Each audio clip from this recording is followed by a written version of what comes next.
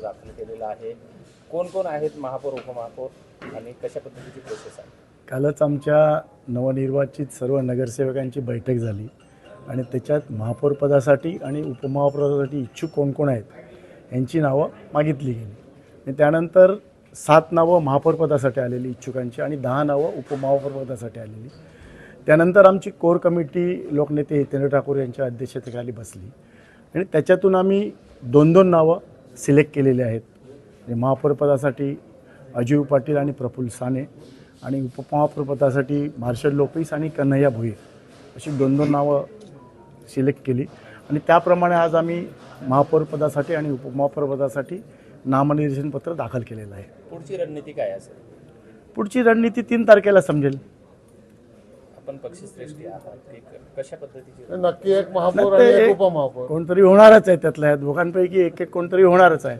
परंतु अजून 2 दिवस आहेत ना, जरा राहू दे सस्पेन्स. त्यामुळे त्या 3 तारखेला तुम्हाला प्रत्यक्ष सभागृहातच कळेल ते काय होईल ते. आणि निर्णय सर्वांनुमते होणार आहे, आवडीचा होणार सर्वांना. ओके. सर काय सांगणार? आज आपण महापौर आणि उपमहापौर पदाचे 2 फॉर्म भरलेले आहेत.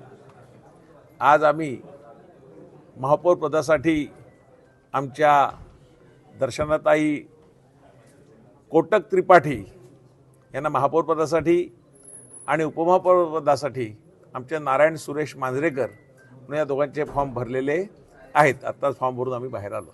कशा पद्धतीची रणनीती असणार आहे पुढची? कारण आपल्याकडचं जे संख्याबळ आणि सत्ताधाऱ्यांचं संख्याबळ याप्रमाणे आपली पुढची रणनीती कशी असेल? रणनीती ही जाहीरपणे सांगायची नसते. निश्चितपणे तुम्हाला ज्या दिवशी मतदान होईल त्या दिवशी कळेल आमची रणनीती काय होती.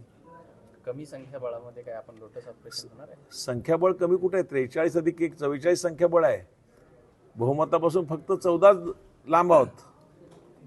त्यामुळे आम्ही काय फारसे लांब जास्त लांब नाहीत. पूर्वी इथे 1, 2, 5 एकदा जनांदोलनाच्या वेळेला 21 नगरसेवक निवडून आलेले. आता तर आम्ही 44 आहोत. पुढे 1 लागलं की 144 होईल.